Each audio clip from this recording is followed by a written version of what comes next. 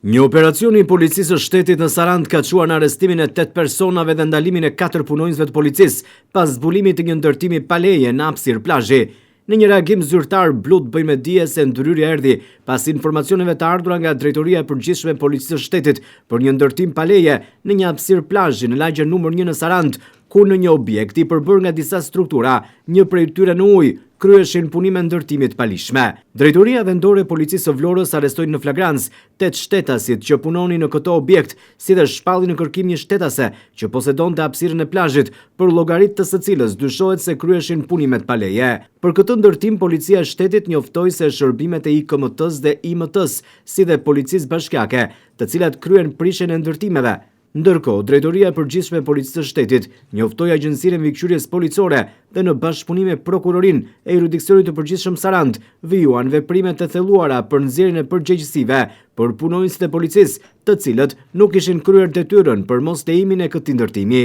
Në këtë kuadër të këtij operacioni u ndaluan Komisar Gëzim Bashllari, me detyrë shefi Komisariatit të Policisë Sarand, Nënkomisar Andi Duro, specialist për hetimin e krimeve, Nënkomisar Ajdin Ismaili, specialist për endin, Inspektor Robert Çulaj, specialist zone.